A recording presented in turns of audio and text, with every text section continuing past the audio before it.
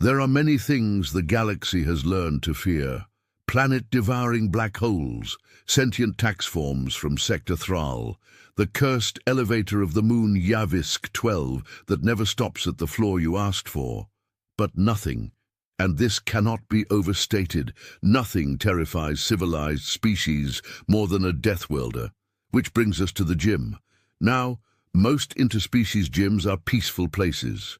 There's a lot of gentle stretching, ambient flute music, and species-specific waivers in case someone's limbs accidentally explode during yoga. The facility on orbital sector C-38 was one such place. A place of sweaty harmony.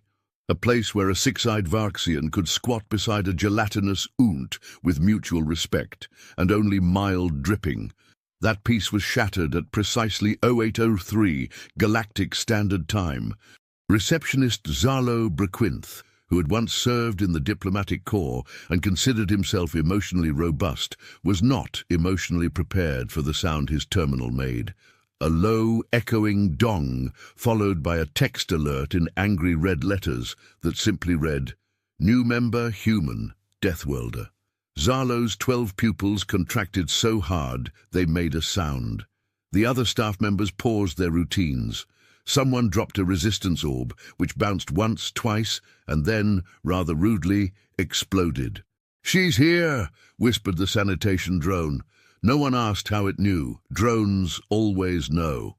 Then the door opened, and there she was, Brenda. She wasn't glowing. She wasn't armed. She didn't even look particularly dangerous.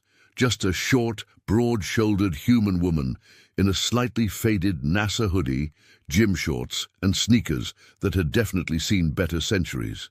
Her ponytail bounced with the confidence of someone who didn't ask for permission, and her duffel bag had the battered charm of someone who once punched a customs officer for trying to inspect her protein powder.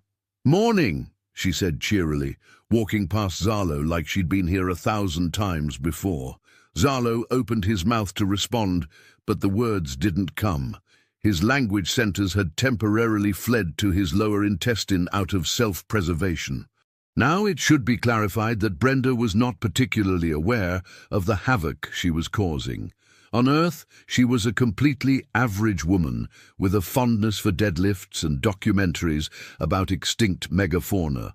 But to the rest of the galaxy, the words Deathworlder were usually followed by the sound of screaming, explosions, and at least one insurance claim. Brenda just wanted to work out. She headed toward the free weight zone, pausing only to examine the machines with the expression of someone trying to solve a very personal riddle about interdimensional physics. The Varxian lifter, Yolsh, watched her approach the dumbbell rack. He was currently bench-pressing a small hovercar, mostly for show. He flexed casually, as one does when one has 17 biceps. "Need help with the equipment?" he asked. Brenda smiled. "Nope, just warming up." And then she picked up the big one. "You know the one, the 280-kilo dumbbell, the one the staff kept mostly as a joke, the one that had previously cracked the floor during a demonstration."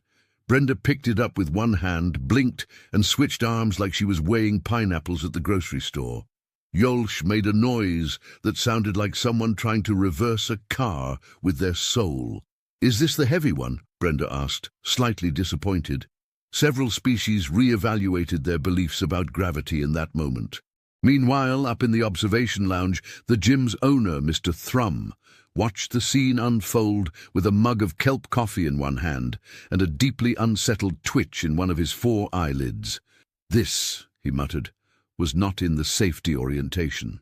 As Brenda began her warm-up set, warm-up, mind you, staff members initiated Protocol 8011, which mostly involved hiding under desks and praying in languages only mitochondria could hear. The treadmill spontaneously detached from the floor and quietly backed away, and still Brenda lifted, calmly, rhythmically, like gravity was something she allowed to exist. The real panic began when she moved to the leg press machine. No one dared stop her, not even the Snekth war commander who had once bench-pressed a tank for charity. By the time she added her own body weight twice to the press, two species had declared cultural surrender, and the fire suppression system activated itself out of shame. Brenda pulled out her water bottle, took a sip, and said to no one in particular, "I think I'm finally starting to feel it." Everyone else was trying not to vomit. Brenda's second sip of water caused an audible gasp from somewhere near the yoga mats. It wasn't the action itself that terrified the crowd. It was the sheer normality of it, as if the destruction of interspecies morale and physics-based dignity wasn't enough.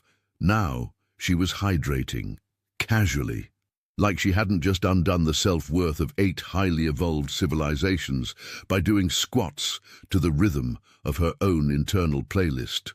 Somewhere in the ceiling, the ventilation system began screaming. Down by the ellipticals, an amphibious diplomat named Plur blinked his horizontal eyelids and whispered, "She's not even sweating." And she wasn't. Brenda was glowing slightly, yes, but that was just the earth-born joy of muscle engagement and possibly mild caffeine overdose. She adjusted her earbuds and moved toward the pull-up bars, completely unaware that several alien species had already declared her a Class 4 existential threat. Now, the pull-up bars on orbital sector C-38 weren't your average human chin-up contraptions. These had been engineered for beings with 4, 6, sometimes 10 limbs, and they could support up to 2 tons of simultaneous gravitational pressure. They were also bolted into the ceiling with screws made of compressed neutronium alloy. Brenda tested the grip with one hand, nodded approvingly, and launched into a set of pull-ups that looked suspiciously like she was trying to leave the station through the roof. After the third rep, the lights flickered. After the 5th, a siren went off in the cargo bay. After the 10th, the entire station rotated 0.3 degrees off-axis. Zarlo, still hiding under the welcome desk, tapped his communicator with a trembling claw. "We may need to notify the Galactic Council." Again. "She's not doing anything wrong," cried Plur, who was now attempting to meditate himself into a state of atomic dispersal. "She's just working out. She broke the gravitational stabilizers with her shoulder blades." At this point, someone tried to speak to Brenda. His name was Drelg, and he was a species known for its diplomatic tact and smooth, respectful approach to sensitive matters. Unfortunately, Drelg was also 2 weeks into a new protein cycle and had recently read an e-book titled Assertiveness for Warriors, How to Say No Without Vaporizing Anyone. He approached cautiously, like someone sneaking up on a sleeping volcano with a foam bat. "Excuse me, Miss Deathworlder, might I suggest a cool-down period?" Brenda paused, turned, smiled. It was not an aggressive smile. It was not a confrontational smile. It was the kind of smile one gives a small dog that just sneezed in a cute way. "Sure," she said, "just 5 more sets." Drell tried to nod, but his neck had locked from sheer panic. Back at the observation deck, Mr. Thrum was updating the insurance forms again, this time adding a section titled Acts of Brenda. "She hasn't even touched the sauna yet," he muttered, staring at the glass as if it owed him money. "If she gets in the sauna, I'm calling the military." Brenda, meanwhile, had begun experimenting with a multi-limbed rowing machine. This was an apparatus intended for species that resemble angry squid and scream while exercising. It had never been used properly. Mostly it was decorative. Brenda looked it over, adjusted a few of the gravitational coils, and began rowing with the quiet precision of someone who once paddled a canoe through a hurricane for fun. An alarm went off somewhere on Deck 12. Plur was curled into a ball, softly chanting to himself. "She's a threat to everything," Yolch mumbled from the protein bar, where he was now emotionally eating dried lichen and re-evaluating his life's purpose. "I trained for 200 years. 200! And she comes in here with a hoodie and kills physics." It wasn't just that she was strong, it was that she didn't mean to be. Brenda was polite, calm, pleasantly unaware that her very presence was a constant stress test for structural integrity. When she smiled, it was like watching a black hole politely wink. You knew the danger was there, but it was so friendly. After finishing her final pull-up set, 46, with a pause in the middle to check her smartwatch, Brenda glanced around the gym. She noticed a lack of activity, an unsettling quiet, and many, many eyes. "Did I do something wrong?" she asked. No one answered. Plur just squeaked. And then she said it, the phrase that would echo through the station's historical records for decades to come. "I was going to try the warm-up now." There are phrases in the galactic lexicon that trigger immediate evacuation protocols. Core meltdown, biocontaminant breach, surprise inspection from the Ministry of Fluids. But never had the phrase, "I was going to try the warm-up now," been catalogued as one of them. Until today. Brenda's voice echoed across the gym like a prophecy. The kind that's found on ancient cave walls or whispered by unlicensed oracles in alleyways behind noodle carts. Zalo Braquinth immediately collapsed into a nervous puddle behind the front desk, mumbling something about retirement and soft foods. Plur started hyperventilating through 3 of his gill pockets, and Yolsh, who had once survived a sandstorm on the death moon of Kurak by punching it into submission, began to cry into a towel. Brenda, oblivious, walked toward the stretching mats. "Right," she said, casually removing her hoodie and revealing a tank top with the phrase "killing it, but nicely," across the chest.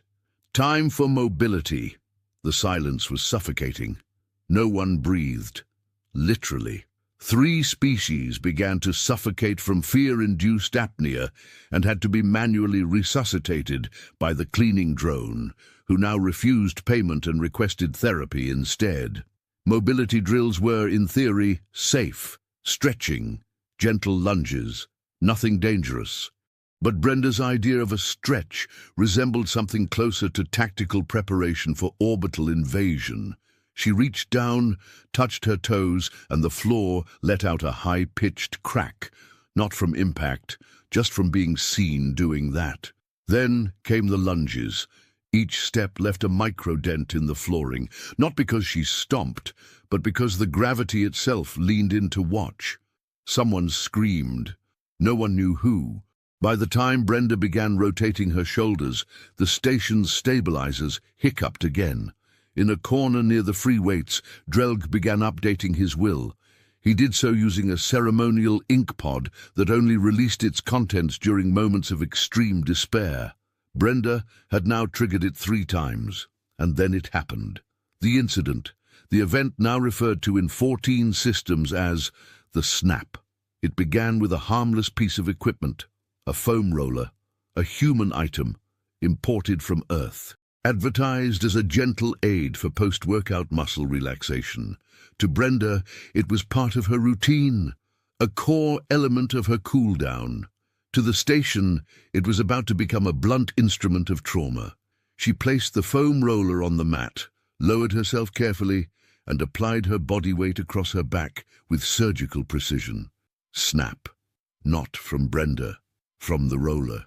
It shattered, exploded, detonated into a confetti of foam and shame, launching pieces across the gym like an emotional grenade. Silence. Shock. A dripping noise that might have been tears or sweat or both. Brenda blinked, sat up. That's new. She picked up one of the roller fragments, sniffed it, shrugged. Maybe I got heavier.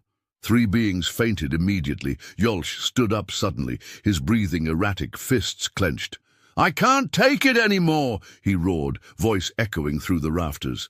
"We trained, we evolved, we endured centuries of adaptive biology to become peak specimens, and she comes in here with her cheerful tone and her stretching techniques and ruins the entire concept of effort." Brenda raised an eyebrow. "You okay, man?"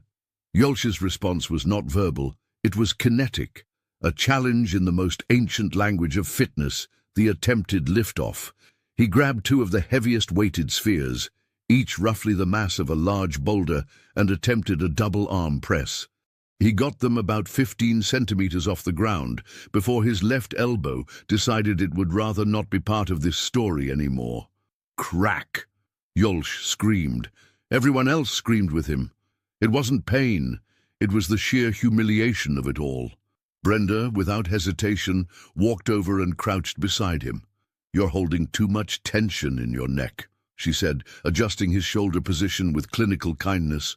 "You gotta breathe through the motion."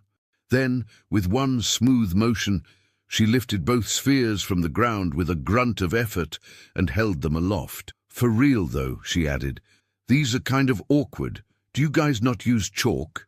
Mr. Thrum, still upstairs, had now entered what scientists refer to as a full metaphysical crisis. He wasn't even sure if he was a gym owner anymore, or a person, or a concept. "I've seen war," he whispered. "I've seen starships vaporized. I've heard the lament of civilizations as their sons died. But this is worse." "She's stretching." Brenda helped Yolch to a bench and offered him her protein bar. "You'll be fine. Just keep at it." And she meant it.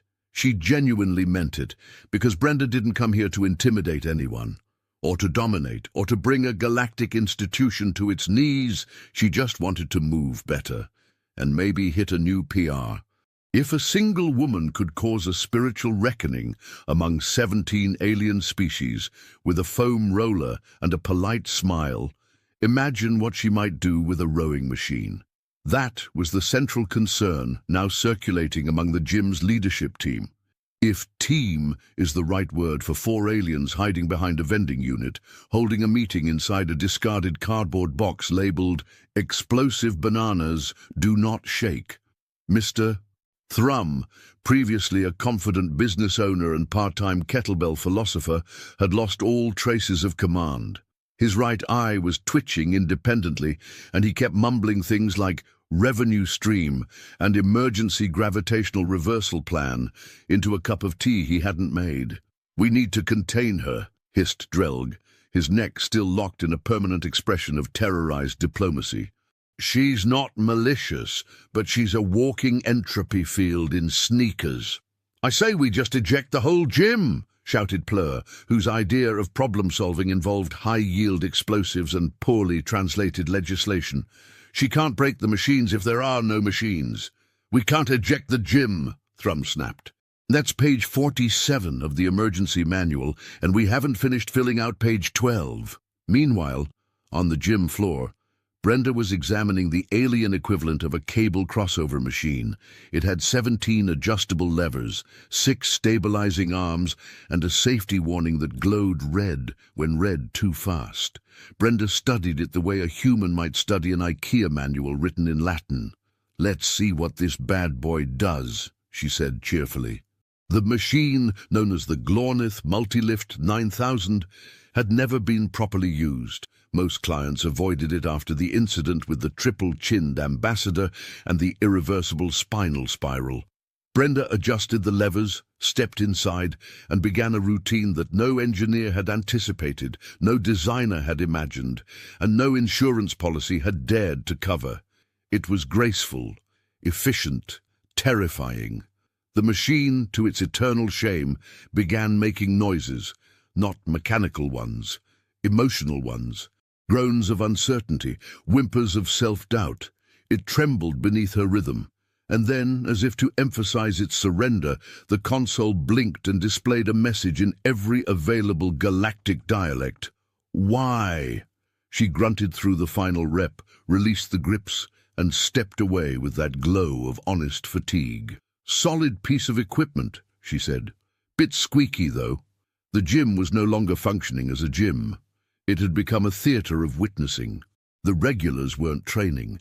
They were hiding behind protein barrels, peeking around resistance bands, clutching foam rollers like spiritual totems. Even the background music had stopped, as if Spotify itself couldn't bear to soundtrack this level of existential obliteration. And then came the knock, a heavy ceremonial knock at the outer hatch, followed by a voice so deep it made the floorboards hum. "We come in peace, mostly." Zarlo, finally regaining motor function, answered through the intercom. "Identify yourselves." "This is the Galactic Fitness Regulatory Commission," said the voice. We were alerted by 17 consecutive Level 9 violation alerts, and one Yelp review labeled unholy. The hatch hissed open. In marched the inspectors, 4 beings in identical regulation sweatsuits carrying clipboards that seemed to hum with bureaucratic fury. Their leader, a tall, rail-thin figure named Inspector Delix, adjusted his glasses with a finger that looked carved from legalese. "We understand," he said in a voice like freshly waxed marble, "that a Deathworlder is performing unsanctioned kinetic rituals on these premises." "She's working out," whimpered Zalo. "Working out?" Delix echoed. "Or initiating a localized reality collapse via improper warm-up technique." Brenda, now stretching her calves near the window, waved cheerfully. "Hey, y'all, you here for the spin class?" Delix turned to the others. "Begin assessment." The inspectors spread out, scanning every surface with their legal clips, muttering in tones that sounded like planetary foreclosures. They approached the Glornith Multilift 9000, which was now softly weeping. One poked it. The machine sparked and rebooted with a loading bar titled Rebuilding Confidence 3%. Delix made a note. Brenda approached, towel over one shoulder, and took a sip from her water bottle. "You guys in charge of gym maintenance or something?" "We are in charge," Delix replied, "of everything that prevents the universe from dissolving into unlicensed muscular chaos." Brenda blinked. "Neat." The inspectors huddled, whispered, argued in numbers. Then Delix stepped forward again, pointing his clipboard at her like a weapon forged from middle management. "We are placing this gym under probation. Effective immediately." Brenda raised an eyebrow. "What did I do?" "Nothing," Delix said, eyes twitching. "And that's the problem." Brenda stared at the clipboard like it had just tried to insult her breakfast choices. "Probation?" she asked, towel still slung over her shoulder like an indifferent flag of war. "For working out?" "No," Delix corrected, tapping the edge of his clipboard with a finger that gave off the scent of cold coffee and fear. "For not working out within acceptable dimensional limits. Your routine has generated 3 minor gravitational anomalies, disrupted one species' mating cycle, and shattered the emotional integrity of the Glornith Multilift 9000. Brenda tilted her head. "Wait, was that the machine that whimpered when I touched it?" "Yes," said another inspector flatly. "It's currently on sick leave." Brenda gave a small nod of respect. Poor guy. Behind her, Yolsh was curled up in a fetal position on a massage table, being fanned by 2 trembling drones. He had not spoken since Brenda deadlifted the equivalent of a diplomatic cruiser. Every time she stretched, his left eye twitched like a Morse code distress signal. The inspectors continued to survey the gym, scribbling violations onto forms with pens that looked sharp enough to cut through egos. Mr. Thrum, having somewhat regained vertical posture, shuffled forward. "Please. You can't shut us down. This gym is the only neutral workout zone within 3 parsecs. We've hosted Grivnak Strongman Qualifiers, the 11th Sector Cross-Zonal Mindful Combat Pilates Marathon, and a birthday party for Emperor Klax's personal chiropractor." Delix didn't blink. "That's precisely the issue. Your facility is too vulnerable." "To humans?" Thrum asked. "To Brenda," Delix replied, as if saying the name triggered a muscle cramp. "She is statistically improbable. We ran the numbers. They begged us to stop." Brenda looked a little embarrassed. "I really didn't mean to break anything. I'm just following a program I found online." Plur, who hadn't spoken in a while, burst out from behind a stationary bike. "Where? Where online? What kind of site teaches you how to do a Turkish get-up while balancing a cosmic dumbbell and listening to Fleetwood Mac?" Brenda shrugged. "Planetfit.net." A silence fell over the inspectors. Delix typed rapidly into his clipboard, eyes narrowing. "That website," he said, "was banned in 47 systems after a plethorian teenager dislocated 6 wings trying to mimic a burpee." Brenda sipped her water again. "You have to scale to your own level." "We don't have levels for this," Delix snapped. "You bent the quantum foam of the gym's east wall. It's puckering." And indeed, the wall now had a subtle inward curve, as if it had witnessed something so intense it tried to recoil into non-existence. Yolch groaned softly from his massage table. "She asked if I used chalk," he whispered, "like I was her equal." Zarlo approached Brenda cautiously, clutching a small data pad. "Look, maybe we just need to calibrate the gym differently. Adjust for human musculature, maybe install anti-bracing pads, reinforce the confidence zones." "Confidence zones?" Brenda asked. "It's where most clients stand to look like they're about to lift something heavy." Brenda's eyes twinkled. "You guys have designated posing areas." Plur cut in again, now with a towel tied around his head like a desperate monk. "You don't understand. We don't train like you do. We don't pursue pain. We don't wake up at 5 a.m. and think, let me rupture my glutes for personal growth. That's a human thing." Brenda took a thoughtful breath. "Huh, I guess it is." She didn't sound proud. She didn't sound smug. She sounded like someone who had just realized why other people weren't fighting for squat rack availability before sunrise. Delix raised his clipboard again. "Enough. We've made our assessment. Unless this individual ceases all kinetic activity within this facility, the gym shall be rendered inoperable." "You're gonna shut down an entire gym because I stretched too hard?" Brenda asked. "You rearranged time in the sauna chamber," Delix barked. "There is now a version of Plur in there who hasn't been born yet." Brenda raised both hands. Okay, let's not get dramatic." And that, right there, is when everything went very dramatic. Because right then, precisely at that moment, the gym's lights dimmed, the floor shook, and the intercom sparked to life. "Warning," said the voice of the station's AI. "Energy surge detected. Source, spinning room." Zarlo paled. No, she hasn't gone in there yet, has she?" Thrum dropped his tea. "She didn't even get to warm up with spinning." Delix's hands trembled. "What fresh hell have we brought upon ourselves?" Brenda frowned. "Wait, you guys have spinning bikes here too? Oh man, I love spinning." And with that she turned, still towel over her shoulder, and calmly walked toward the door. The inspectors didn't move. No one moved. The room fell into a reverent silence, the kind reserved for solar eclipses or sudden contact with godlike beings, because now, finally, Brenda was going to really get started. The spinning room had not been used in 12 cycles. Officially, it was under maintenance. Unofficially, it was haunted by the memory of speed. The last species to attempt a class in there, 6-legged creatures called Velunics, had all spontaneously molted from the sheer intensity of rotational dread. The lights flickered as Brenda approached the door. It hissed open like it was trying to warn her or beg her to turn back. Inside, a dozen top-of-the-line gravity-assisted spinning bikes stood in perfect rows, gleaming with ominous readiness. The air smelled of stale ambition and lingering trauma. Brenda stepped in, hands on hips. "All right, cardio time."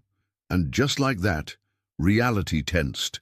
Zarlo poked his head around the corner, whispering through clenched mandibles. "Do we stop her?" "How?" Thrum snapped, sweat now forming on every square centimeter of his body. "We can't stop someone who stretches the fabric of causality during warm-ups. What do you expect me to do? Offer her a cancellation fee?" Plur had begun crafting a will using dumbbell chalk and the back of a protein bar wrapper. Yolch was muttering a prayer in Varxian that translated loosely to, "I accept my inferiority." Inside the spinning room, Brenda selected a bike. Not the fanciest, not the biggest. Just one that looked like it wasn't going to explode from sheer intimidation. She adjusted the seat, mounted with the ease of someone who'd cycled through volcanic ash storms just to make it to work on time, and tapped the start button.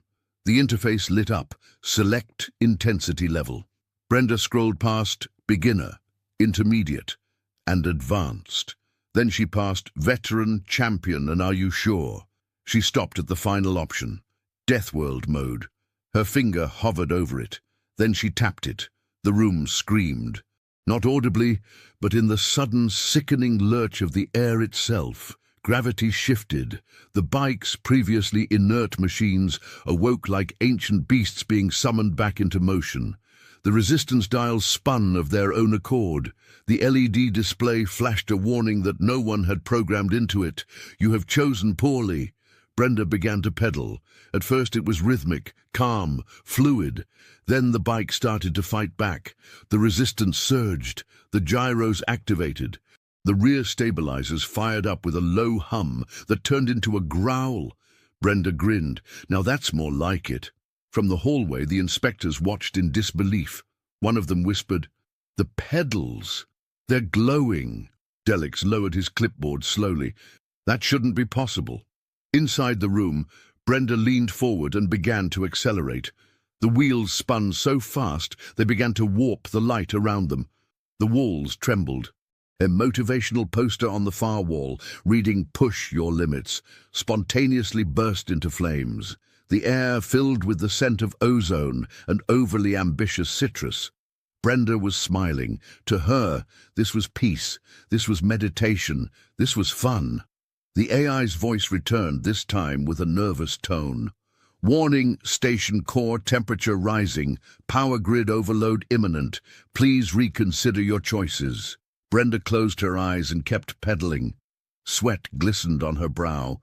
Her breathing was steady, centered, and then, suddenly, the entire station flickered, power surged, gravity wobbled, time did something very illegal in the corner. A few gym-goers began floating mid-air, their limbs flailing in zero-G confusion.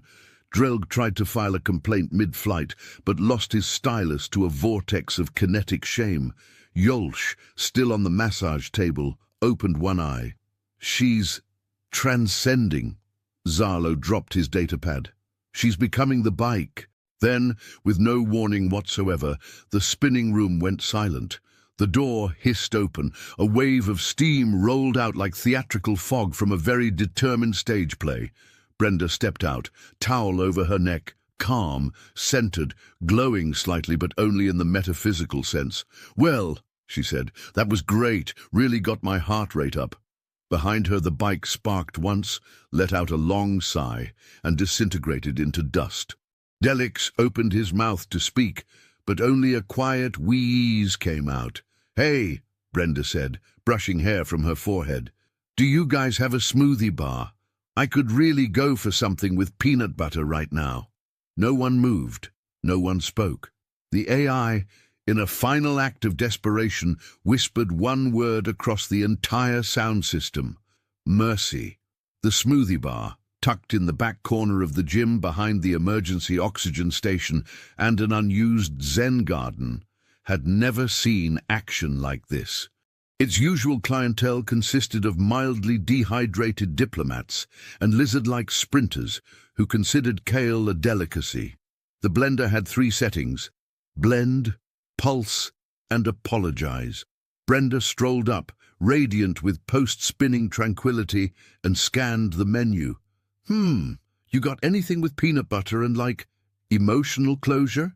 The attendant, a small translucent being named Fen, trembled behind the counter. We have a reckoning recovery shake. Banana, protein, almond milk, and regrets." "Perfect," Brenda beamed. As Fen prepared the drink with shaking tendrils, the rest of the gym tried to recover from what could only be described as an existential hit session. Plur was kneeling in front of the Glornith Multilift 9000, whispering apologies in broken binary. Yolsch had disappeared under a pile of towels and was muttering something about the softness being safe. Drelg was on his 4th anxiety report, writing faster than the datapad could process. Each document ended with the same word, typed in all caps: her. Upstairs, the inspectors were in full damage control mode. Delix had stopped writing completely. He was now just staring at his clipboard like it had personally betrayed him. "She wasn't even at full exertion," he whispered. Another inspector nodded solemnly. "We ran the surveillance footage through the kinetic resonance filter. Her heart rate never exceeded 78 BPM. That's resting. She was resting. Did we just witness a casual workout, or the end of structured exercise as we know it?" murmured another, eyes wide with unblinking horror. Meanwhile, Brenda sat at a table near the smoothie bar, sipping from a cup larger than her head and looking deeply satisfied. "You know," she said to no one in particular, "this place has great vibes once you get past the panic." The panic was still ongoing. Somewhere, the AI was attempting to reroute life support away from the weight room in a desperate bid to cool down the scorched dignity of the equipment. The rowing machine had filed for early retirement. The resistance bands were found tied in a noose formation.